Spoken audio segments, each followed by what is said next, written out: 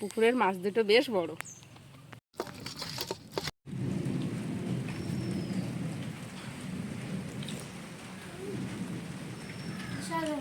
অনেকদিন বাদে বড় মাছ, কচু, আলু, পুঁই শাক দিয়ে রান্না করলাম।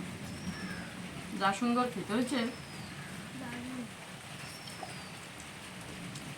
হঠাৎ করে জালবাড়িতে আসলে মাছ পড়ে না, হলে এমনি সাজগোজ করে মাছ ধরতে আসলে মাছ পড়ে না। অনেকদিন বাদে এরকম বড় একটা বড় একটা পোনা মাছ পড়েছে। নমস্কার বন্ধুরা, আশা করি আপনারা সকলেই ভালো আছেন, সুস্থ আছেন। সুন্দরবন কৌশল হাইশলে আরও একটা নতুন পর্বে আপনাদেরকে অনেক স্বাগত জানাই। বন্ধুরা, আমি দেখুন এখানে সবজি কাটছিলাম, আর আকাশের বাবা হঠাৎ করে জাল ফেলেছে, বড় একটা পোনা মাছ পেয়েছে, আর বড় একটা দেখুন জাপানি পুঁটি পেয়েছে। বড় বড় রূপচাঁদ মাছ আছে, সেগুলি যে আজকের এই মাছ দিয়ে বাগান থেকে কচু তুলবো, কচু দিয়ে রান্না করব। নতুন কচু দিয়ে পুকুরের বড় মাছ রান্না। এক খামনে মাছ হয়ে গেল, আকাশের বাবা বাড়ি যাচ্ছে।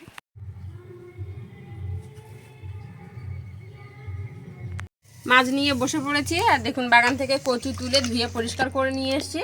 কচুর দেখুন 2-3টে মুড়ো হয়েছে, এই মুড়োগুলো আর ফেলিনি। কচুর মুড়োগুলো এর সাথে কচুর সাথে দিয়ে দেবো। এখন তো জালি কচু, এর সাথে মুড়ো দিয়ে দিলে বেশ একটু ভালো লাগবে, ওই জন্য বেশি কচু তুলিনি। মুড়ো একসাথে দিয়ে কচু মুড়ো একসাথে রান্না করব বলে। আর মাছগুলো এবারে কেটে নেব। যা বড় দুটো সাইজের মাছ হলো, আমরা অনেকদিন এরকম বড় মাছ পুকুর থেকে ধরে খেতে পারিনি। পরেই না কি ভাগ্যচক্রে আজকে হঠাৎ করে আকাশের বাবা এসেই মাত্র জাল ফেলে দিয়েছে, আর এই দুটো একসাথে পড়েছে। বাড়ির নতুন কচু হয়েছে, কচু দিয়েই রান্না করে ফেলবো। জাপানি পুঁটি সাইজটা কিন্তু বেশ বড়।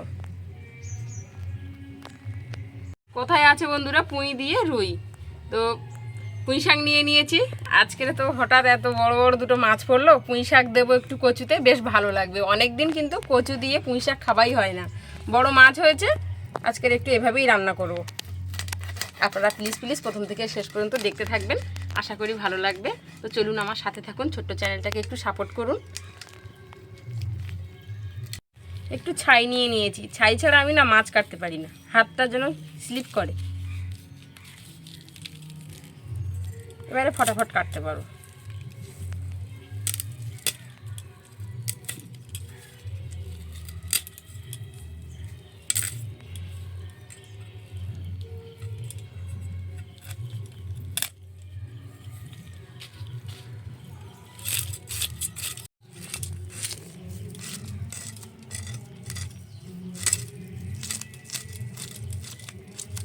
জাপানি পুঁটির আঁশগুলো দেখুন কত বড় বড়।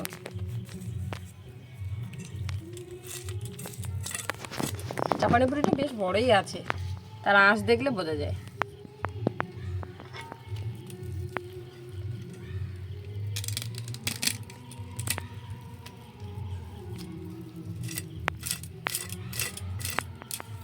গ্রামে তো অনুষ্ঠান বন্ধুরা লেগেই আছে। যত দুর্গাপুজোর কাছে চলে আসছে, তত কিন্তু গ্রামের অনুষ্ঠান তো টুকটাক আছেই। তার সাথে আমাদের পাশেই কিন্তু মুখে ভাতের অনুষ্ঠান হচ্ছে। সাউন্ড আসছে কিনা কে জানে, গানের হালকা সাউন্ড আসলে বাজতে পারে। আমি যখন পরে শুনবো তখন বুঝতে পারবো।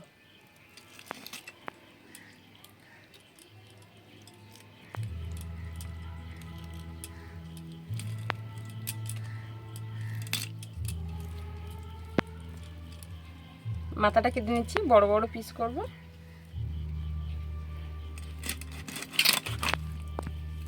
এর পেটে ডিম হয়েছে,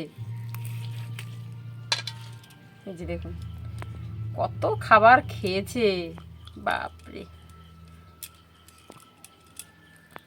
এই যে দেখুন ডিম।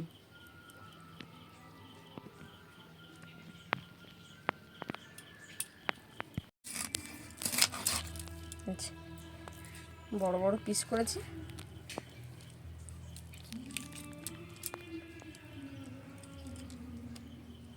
জাপানি পুঁটি তো তেল আছে ভিতরে,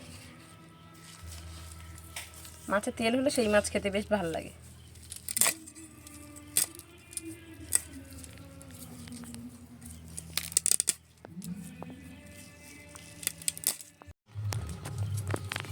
এই মাছটাও আঁশ ছাড়িয়ে নিয়েছি, এটা কেটে নিলেই হয়ে যায়।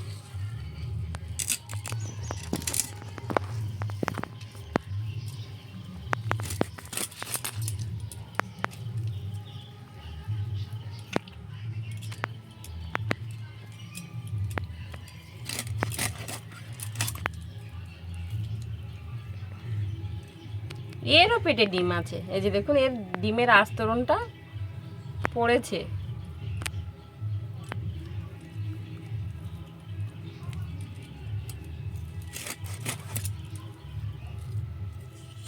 সব মাছগুলো ধুয়ে পরিষ্কার করে নিয়ে আসবো।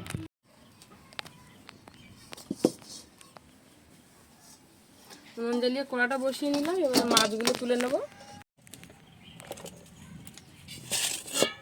মাছে লবণ হলুদ লাগিয়ে নেব, আর একটু সামান্য লঙ্কার গুঁড়োও দেব। লবণ দিয়ে দিলাম, হলুদ দিয়ে দিচ্ছি,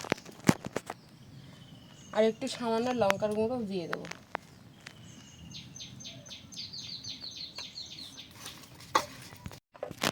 মাছ ভাজার জন্য কড়াইতে দিয়ে দিচ্ছি সাদা তেল। সাদা তেল দিয়ে মাছগুলো ভাজবো। সাদা তেলটা দিয়েই কিন্তু আজকের রান্নাটাও করব। তেল গরম হয়ে গেছে, এবারে মাছ ভেজে নেব। মাছের মাথা দুটো বসিয়ে দেব।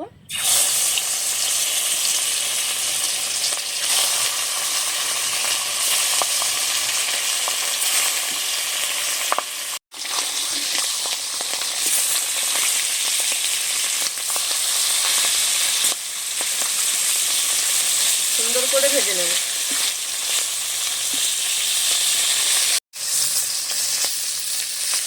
মাছগুলো ভেজে নিয়েছি, এবার তুলে নেবো, আর বাদ বাকি মাছগুলো ভেজে নেব।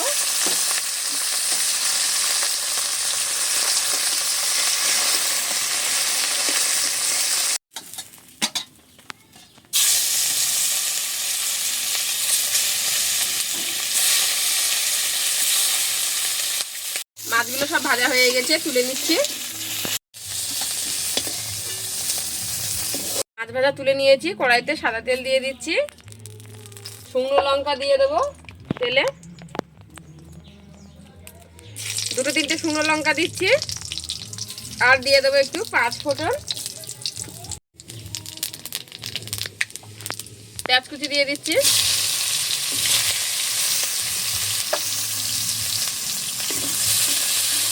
হঠাৎ করে মেঘ করেছে দেখুন বন্ধুরা, একদম অন্ধকার হয়ে গেছে, বৃষ্টি আসবে এক্ষুনি। পেঁয়াজটাকে হালকা ভেজে নিয়েছি, এবারে দিয়ে দেবো একটু আদা রসুন বাটা। হঠাৎ করে মেঘ উঠেছে আর মেঘও ডাকছে। আদা রসুনটা দিয়ে একটু নেড়ে চেড়ে নিচ্ছি। আদা রসুন বেশ সুন্দর করে পেঁয়াজের সাথে একটু ভেজে নিয়েছি। এবারে আমি দিয়ে দিচ্ছি এখানে কচু আর পুঁই শাক।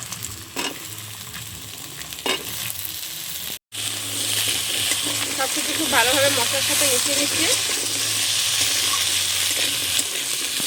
হঠাৎ যদি ঝড় ওঠে আমার রান্না বান্না পুরো বন্ধ হয়ে যাবে, ঝট করে একটু লাগিয়ে নিতে পারলে বাকি।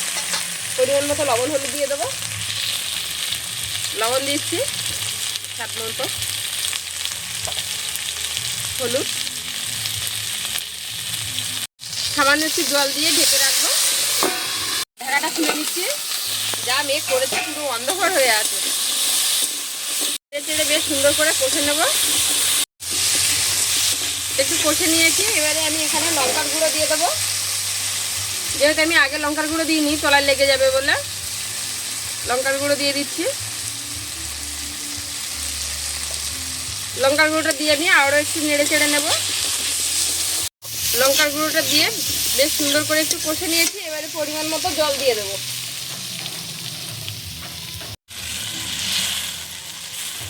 কতগুলো মাছ তো ফুটবে বন্ধুরা, ওই জন্য একটু বেশি করেই জলটা দিলাম।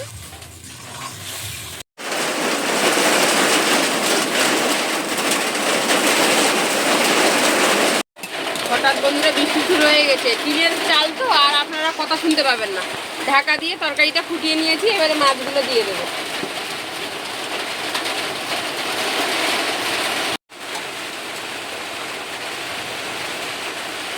সব মাছগুলো দিয়ে আবারও ঢাকা দিয়ে একটু ফুটিয়ে নেব। ঢাকাটা খুলে দিলাম, এবারে একটু নেড়ে চেড়ে আর জিরে বাটা দিয়ে দেবো। বন্ধুরা আর কথা বলার কোনো উপায় নেই, যার জন্য বৃষ্টি শুরু হয়েছে।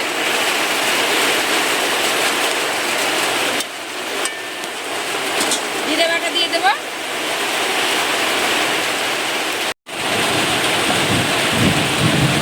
জিরে বাটা দিয়ে দিয়েছি, এবার ঢাকা দিয়ে সামান্য একটু ফুটিয়ে দেবো।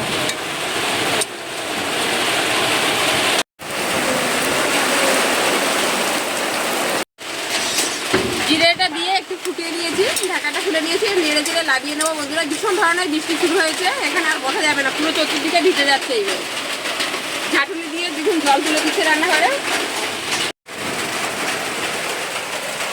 বড় দাগা দেবো, জামাই লিপুটির দাগাটা দেবো, বড় দাগাটা কই? এটা তো পোনা মাছের। এই তো পেয়েছি পেয়েছি পেয়েছি।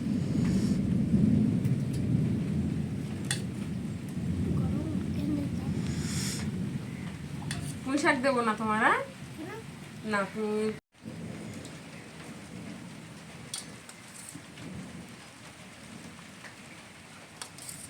তুমি তো মাথা নিলে না,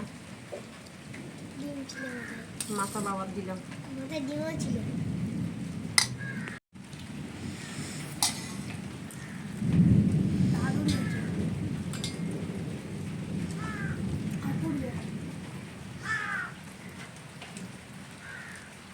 অনেকদিন বাদে বড় মাছ, কচু, পুঁই শাক একসাথে খাচ্ছি, খুব সুন্দর হয়েছে।